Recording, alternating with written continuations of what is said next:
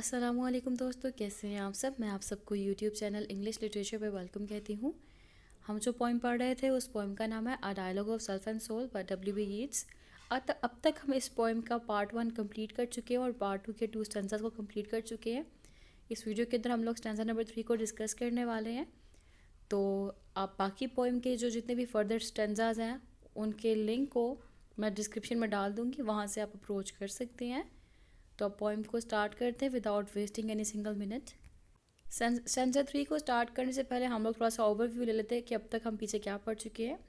अब तक हमने पीछे पढ़ा है कि जो माई सेल्फ है उसकी स्पीच चल रही है और सेल्फ कहता है इसके अंदर कि मैं जितना भी अगर स्पिरिचुअलिटी की तरफ आ जाऊं तो मुझे कोई फ़र्क नहीं पड़ने वाला, क्योंकि सोसाइटी करप्ट है और करप्शन का मेरे ऊपर फिर से असर कोई ना कोई ज़रूर होगा और मैं फिर से करप्ट हो जाऊँगा। तो अब बात करते हैं इस स्टैंजा के अंदर क्या बताया जा रहा है। I am content to live it all again, and yet again, if it be life to pitch into the frog spawn of a blind man's ditch, a blind man battering blind men, or into that most fecund ditch of all, the folly that man does or must suffer if he was a proud woman not kindred of his soul. तो पहली line देखते हैं, I am content to live it all again. इस लाइन में जो poet है वो क्या कह रहा है, वो कह रहा है कि जो सेल्फ है वो कहती है इसके अंदर कि मैं कॉन्टेंट हूँ, ठीक है, मैं राज़ी हूँ इस चीज़ के ऊपर कि मैं इस लाइफ को जो वर्ल्डली प्लेयर वाली लाइफ है उसको अगेन एंड अगेन गुजारूँ। इसको मैं ऐसे ही गुजारूँ जैसे गुजर रही है, क्योंकि मुझे ये वर्ल्डली प्लेयर वाली लाइफ ज़्यादा अच्छी लग रही है। ये जो मैं सेटिस्फाई हूँ, मैं कॉन्टेंट हूँ इस लाइफ से। कहता है I am content to live it all again and yet again, और दोबारा कहता है कि मैं अगर मर के दोबारा आता हूँ ना तो दोबारा पैदा होता हूँ और दोबारा आता हूँ, मैं बार बार इस लाइफ को गुजारूँगा। कहता है if it be life to pitch into the frog spawn of a blind man's ditch. तो कहता है अगर ये लाइफ पिच किसे कहते हैं, पिच कहते हैं स्टीप को, ठीक है, और एक स्लोप को, एक डिग्री को, एक हाईएस्ट पॉइंट को। तो कहते हैं कि अगर ये बहुत ही मुश्किल ही क्यों ना हो, ठीक है, एक ढलवान के ऊपर जाना, लाइक एक बहुत ही मुश्किल लाइफ क्यों ना हो, तब भी मैं ऐसे गुजारूंगा। उसके बाद कहते हैं into the frog spawn of a blind man's ditch. Into the frog spawn कहते हैं ऐसा कुआं जब उस कुएं के अंदर जो फ्रॉग है वो अंडे दे रहा हो। डिश कहते हैं कुएं को, तो उस कुएं के अंदर फ्रॉग अंडे दे रहा है, उसको कहते हैं फ्रॉग स्पान डिच। और यहाँ पे कहा blind man's ditch. Blind means यानी कि अंधा आदमी, अंधे आदमी का कुआं। तो इस लाइन में कहा गया है कि अगर मुझे ये लाइफ मुश्किलात दिखाए, अगर ये मुझे लाइफ एक गंदी जगह पे फेंक दे, ऐसी जगह जिसके अंदर जो एक अंधे आदमी का कुआं है और उस कुएं के अंदर जो फ्रॉग है, जो मेंढक है, वो अंडे दे रहे हो, मैं तब भी अपनी लाइफ गुजारूंगा ऐसे ही इस वर्ल्डी प्लेयर के साथ। स्पिरिचुअलिटी की तरफ मैं नहीं आऊँगा, स्पिरिचुअल ट्रांसफॉर्मेशन मैं अपने अंदर नहीं लेकर आऊँगा। फिर कहता है a blind man battering blind man. Battering कहते हैं वो एक्शन जो बार बार रिपीट हो रहा होता है। तो कहता है a blind man battering blind man. ये लाइन एक कोटेशन से ली गई है जिसमें कहा गया कि एक अंधा आदमी बाकी अंधों को राह दिखाता है, रास्ता दिखाता है, पाथ दिखाता है, ठीक है। तो कहता है जब एक अंधा आदमी बाकी अंधों को रास्ता दिखाता है तो उसके नतीजे में क्या होगा, इन रिजल्ट सब के सब एक अंधे को फॉलो करते हुए सब के सब खाई में गिर जाते हैं। तो यहाँ पे अंधा आदमी किसे कहा गया, उस आदमी को कहा गया जो कि स्पिरिचुअली होलो है, जिसके अंदर स्पिरिचुअलिटी का एक भी एलिमेंट नहीं है। तो कहता है जब वो एक आदमी जिसके अंदर कोई भी स्पिरिचुअलिटी का एलिमेंट नहीं है, वो जब दूसरे आदमियों को राह दिखाता है ना, दूसरे ब्लाइंड मैन को राह दिखाता है, रास्ता दिखाता है, उनके अंदर भी स्पिरिचुअलिटी का सिंगल एलिमेंट भी नहीं है, तो क्या होता है, सबके सब इकट्ठे जाके खाई में ही गिरते हैं।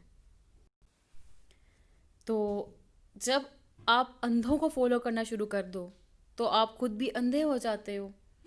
और यहाँ से मुराद क्या है कि जब आप ऐसे बंदे को फॉलो करना शुरू कर दो जिसके अंदर स्पिरिचुअलिटी का एक भी एलिमेंट नहीं है, तो इसका मतलब क्या है, आप भी स्पिरिचुअली होलो हो जाते हो। और यहाँ पे सेल्फ जो है वो हैप्पीली इस चीज़ को एक्सेप्ट कर रही है कि हाँ मैं खुशी खुशी फॉलो करूँगी अंधे आदमी को। क्यों? क्योंकि अंदर भी इंसान के अंधेरा होता है, ठीक है। डार्कनेस ऑफ सोल बताएगी कि इंसान की जो अंदर है ना, इनर है, इंसान का इनर जो है वो ब्लैक होता है, वो डार्क होता है। और यहाँ पे कहा गया हुआ है कि एक ये दुनिया जो है ना, ये दुनिया वो दुनिया है जहाँ पर एक अंधा दूसरे अंधों को रास्ता दिखा रहा है, ठीक है। जब एक अंधा दूसरे अंधों को रास्ता दिखा रहा है तो it means spiritually hollowness, again बेहिसी है, ठीक है। और कोई इमोशन नहीं है। बात किसकी करते हैं? सिर्फ और सिर्फ लव की, वॉर की और लस्ट की बात की जा रही है। आगे देखें, और into that most fissent ditch of all the folly that man does. और यहाँ फिर मुझे उनमें से एक ऐसे गंदे कुएं में फेंक दिया जाए, गटर में फेंक दिया जाए, जहाँ पे प्रोडक्शन हो रही है किस चीज़ की? उन बेवकूफ़ियों की जो आदमी करता है। अब ये बेवकूफ़ी कौन सी है? ये आदमी की सबसे बड़ी बेवकूफ़ी काउंट की जाती है। वो बेवकूफ़ी है मोहब्बत करना। जो ये डिच है ना, फिशन डिच, ये एक्चुअली में इसको ब्यूटीफुल लग रहा है। क्यों लग रहा है? क्योंकि यहाँ पे एक औरत की बात की जाएगी।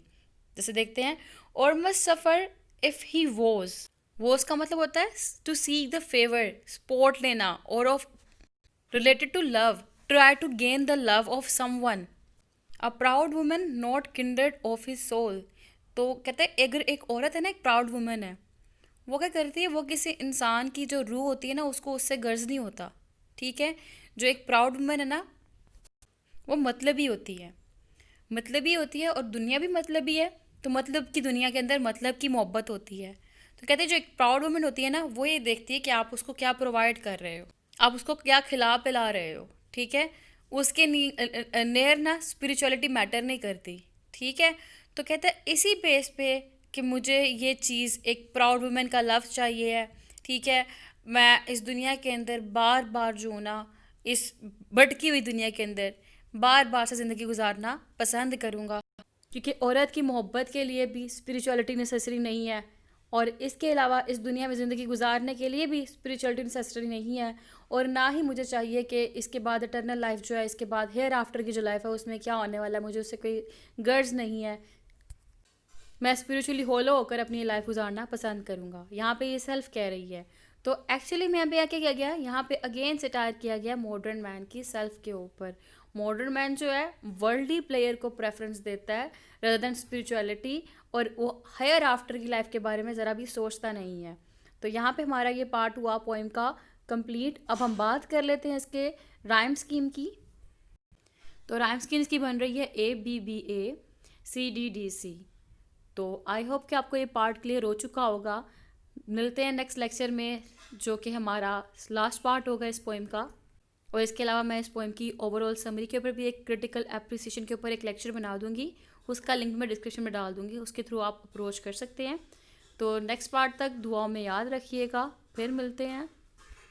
और ये पार्ट आपको कैसा लगा कमेंट्स में ज़रूर बताइएगा। वीडियो पसंद आई तो लाइक भी करिएगा, और इस वीडियो को अपने दोस्तों के साथ शेयर भी करिएगा, और चैनल को सब्सक्राइब भी करिएगा। दुआओं में याद रखिएगा। अल्लाह हाफ़िज़।